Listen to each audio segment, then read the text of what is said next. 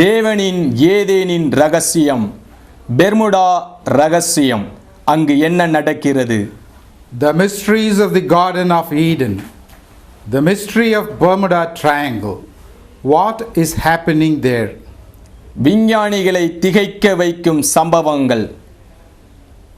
The events which the scientists are surprised about.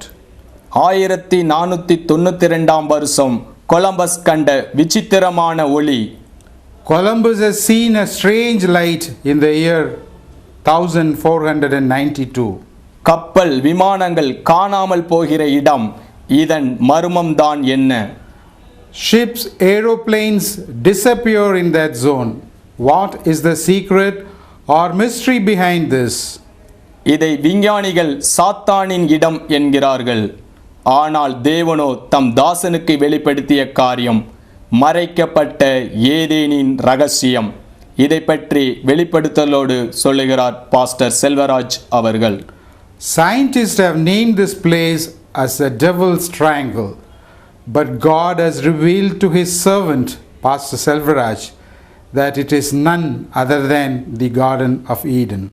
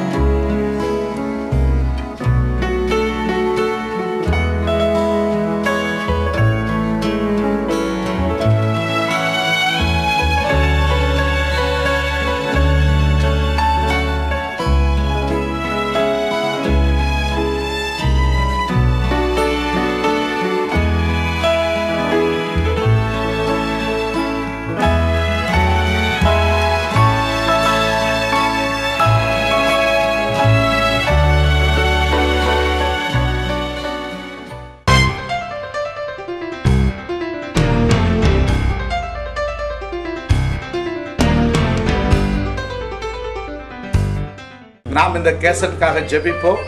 அன்பின் பரலோக பிதாவே, இந்த வேலைக்காக ஸ்தோத்திரம். பாஸ்டர் செல்வராஜ் அவர்களுக்கு ஏதேனின் தேவனின் ரகசியங்களை குறித்ததான வெளிப்பாடுகளை நீர் தந்திருக்கிறீர், அதற்காக ஸ்தோத்திரம். இது உலகத்தில் அநேக இடங்களுக்கு செல்லவும் அநேகர் இந்த ரகசியங்களை புரிந்து கொள்ளத்தக்கதாய் என் தேவாவியானவர் மகனுக்கு கொடுத்த அந்த வெளிப்பாடு அகில உலகமும் பரவும் கர்த்தர் அனுகிரகம் செய்யும். பிதா, குமாரன், பரிசுத்த ஆவி நாமத்தில் இந்த கேசட்டை ஆசீர்வதித்து பிரதிஷ்டை செய்கிறேன். இயேசு கிறிஸ்து நாமத்தில் பிதாவே. அன்பான தேவ ஜனங்களே, போதகரும் தீர்க்கதரிசியுமான பாஸ்டர் செல்வராஜ் அவர்கள் கேரளாவிலே பிறந்து கன்னியாகுமரி மாவட்டத்தில் களியக்காவல் என்ற கிராமத்தில் வசித்து இப்பொழுது இந்தியா முழுவதும் அவரை தேவன் பயன்படுத்தி வருகிறார். Praise the Lord. Pastor Selvaraj is not only a pastor but a prophet of our times. He was born in Kerala and living at a place called Kaliyakavale in the district of Kanyakumari. But he travels all over the nation and he preaches in all the churches around India. 1996 ஆண்டு கர்த்தர் போதகரும் தீர்க்கதரிசியுமான pastor Selvaraj அவர்களை அறிமுகப்படுத்தினார். The Lord introduced Pastor Selvaraj to us in the year 1996. எங்கள் கருத்திலே கொடுக்கப்பட்ட திருச்சபைக்கு கர்த்தர் அடிக்கடி தம்முடைய தாசனை அனுப்பி சத்தியங்களையும் உபதேசங்களையும் வெளிப்பாடுகளையும் தீர்க்கதரிசனையும் உரைக்க வைத்தார். The Lord sends Pastor Selvaraj to our church and he preaches in our church. He not only preaches but prophesies and brings out the revelation of the Lord to the believers of our church. போதர் மூலமாக கொடுக்கக்கூடிய வெளிப்பாடுகளும் தீர்க்க தரிசனங்களும் 100% நிறைவேறி வருகிறது. All the prophetical statements and the revelation given by the Lord to Pastor Selvaraj is happening 100%. சத்தியங்களையும் உபதேசங்களையும் இவர் மூலமாக கொடுக்கிற பொழுது திருச்சபை கர்த்தருடைய கிருபையினாலே ஆசீர்வதிக்கப்பட்டு கொண்டு வருகிறது. In the grace of the Lord, our church is being blessed by the revelations of Pastor Selvaraj.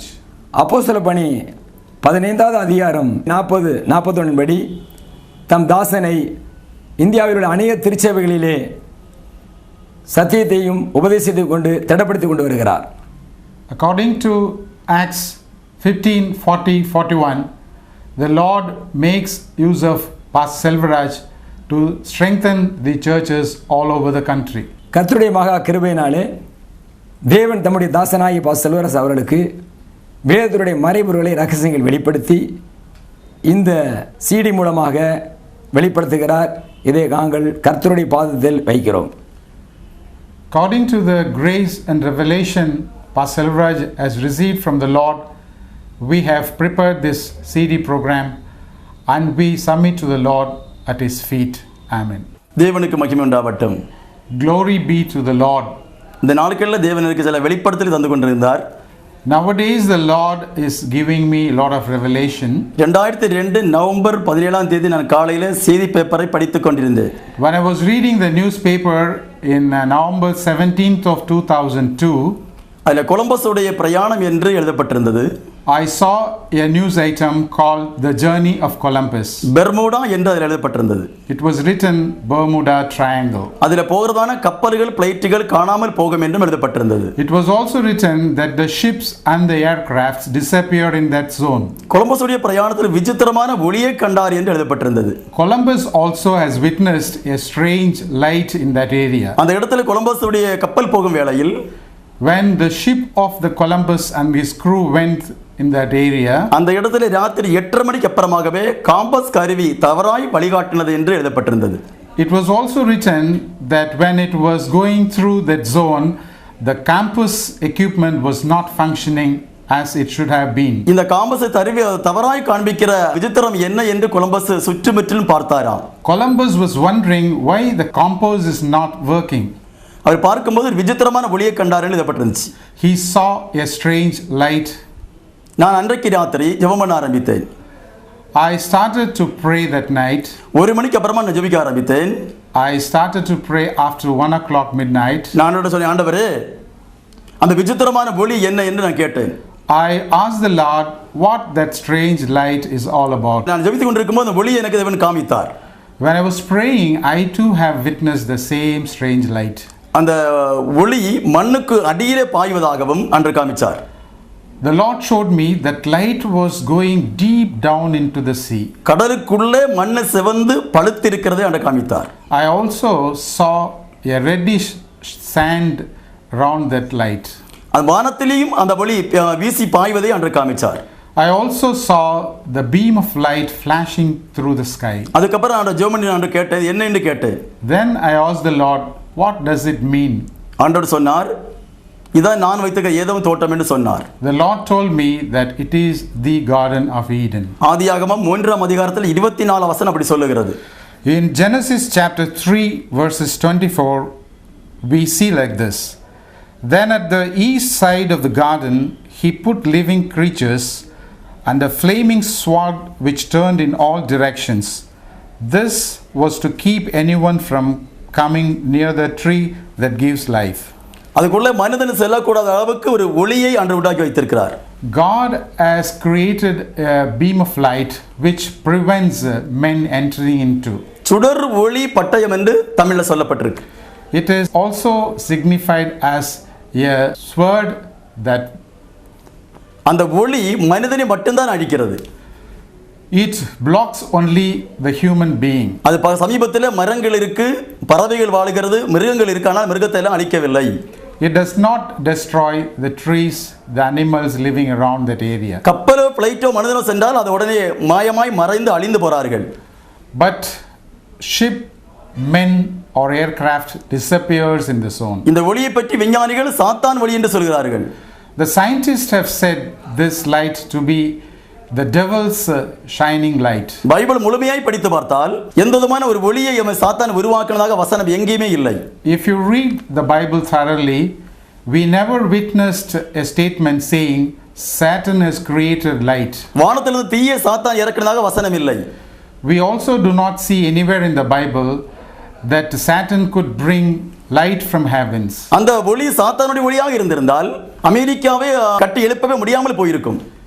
If the statement was true, that is, the light comes from the Satan, we cannot imagine the United States of America right now. Columbus அந்த இடத்தை கண்டவர்தான் அமெரிக்காவே உருவாக்கப்பட்டிருக்கிறது.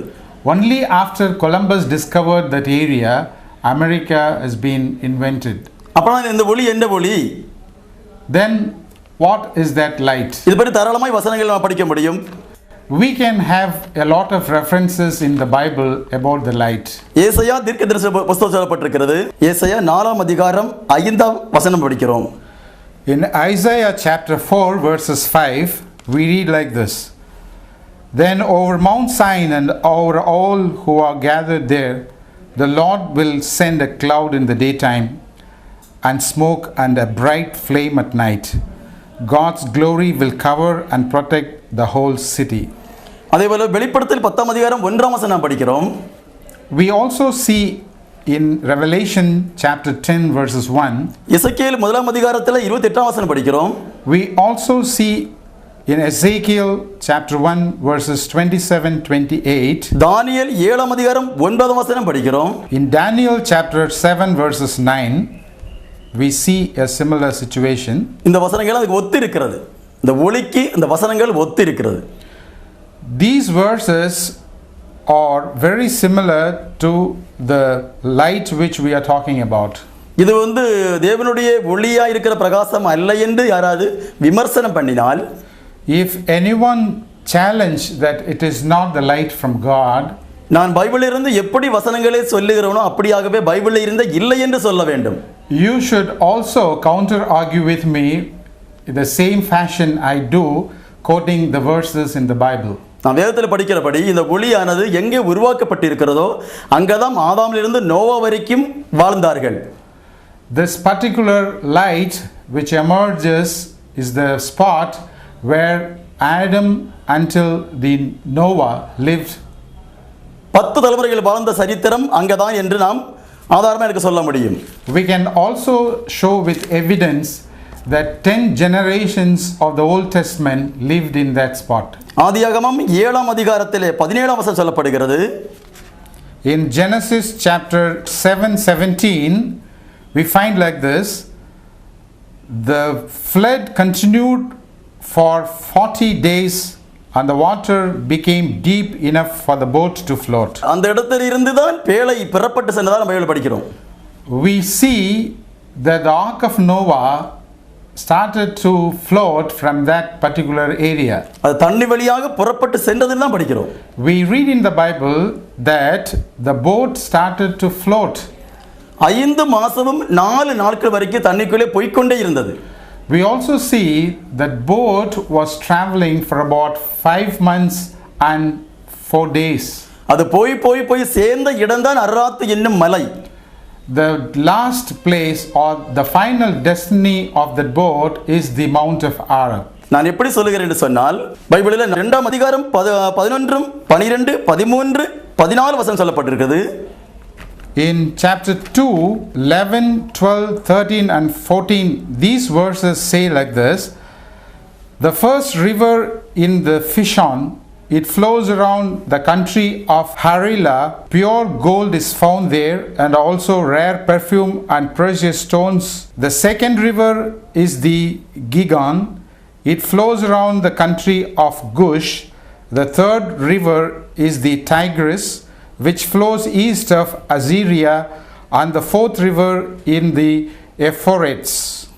இந்த 3 தேசங்களும் வரதை நான் படிக்க முடியும். We see those nations are there in the Bible. ஆழ்ந்து கவனிக்க வேண்டும். We should observe very deeply, இரண்டாம் அதிகாரத்தில் வருகிறது மூன்று தேசங்கள் வருகிறது. we witnessed three nations in chapter ஏழாம் அதிகாரத்தில் in chapter 7. 17ஆம் வசனத்தில் நாடு அழிகிறது. We also witness the destruction of the nations. தண்ணீரால் நாடு கம்ப்ளீட் அழிந்து போகிறது. The nation is destroyed by heavy floods. மறுபடியும் இந்த மூன்று நாடுகள் வருகிறது. But we see after the destruction, we also see those three nations again in the Bible. அது எப்படி வர முடியும்? How is it possible? ஆதியாகமம் 2ஆம் அதிகாரத்தில் நாம் படிக்கிறோம் மூன்று ராஜ்யங்கள் பற்றி நாம் படிக்கிறோம். In Genesis chapter 2, we read about three nations. அந்த ராஜ்யங்கள் தண்ணீரால் அழிந்து போகிறது. We also see those three nations being destroyed by the floods. அந்த நாட்கள் 40 நாட்களும் உலகம் ஃபுல்லாக தண்ணி மழையினால் பெஞ்சி தண்ணி கீழே இருந்து மதகுகளும் பொட்டி புறப்பட்டது, வானத்தின் மதகுகளும் திறக்கப்பட்டது என்று பைபிள் படிக்கிறோம்.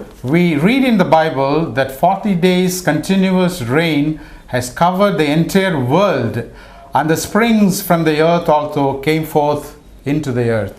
ஆவிரா தேசம், அசரியா தேசம், எத்தியோப்பியா தேசம், அந்த மூன்று தேசங்களும் அழிந்து போறதா பைபிள் நான் படிக்கிறோம். All these three nations have been destroyed by the floods. ஆனால் மறுபடியும் இந்த நாடுகள் எப்படி தோன்ற முடியும்? And it is really surprising how we can see an account of three nations again in the Bible. மறுபடியும் இந்த மூன்று நாடுகளும் வருவதை நாம் பைபிளில் படிக்கிறோம். We see again and again there is a mention about these three nations again in the Bible. என்னாகமம் 12ஆம் அதிகாரத்தில் 1ஆம் வசனம் நாம் படிக்கிறோம். We read in Numbers 12 chapter 1, Moses had married a Gushite woman, and Miriam and Aaron criticized him for it. ஆதியாகமம் 10ஆம் அதிகாரம் 29ஆம் வசனமும் அது சொல்லப்பட்டிருக்கிறது. We also see in Genesis chapter 10 verses 29. இந்த வசனமெல்லாம் ஒத்து இருக்கிறது. All these above said verses have similar information. அழிந்த பிறகு மறுபடியும் அந்த ராஜ்யங்கள் நாடுகள் வருகிறது. The point that we are emphasizing here is after the destruction we again see the names of those nations in the Bible. அப்படினா அழிந்த நாடு எது? If it is true, which are the nations that has been destroyed? நாம் பைபிள்ல படிக்கிறோம் பாருங்கள். ஏனோக்குன்ற பட்டணம் இருக்கு, ஏனோக்கின் பட்டணம். We read in the Bible about the city of Enoch. 4ஆம் அதிகாரத்தில் ஆதியாகமம் 4ஆம் அதிகாரம் 16ஆம் வசனம். In Genesis chapter 4:14 we find a statement regarding this nation. முதல் உருவாக்கப்பட்ட பட்டணம் அதுதான். அந்த பட்டணத்தில் ஜனங்கள் வாழ்ந்தார்கள். The city that was built for the first time is the city of Enoch. Adam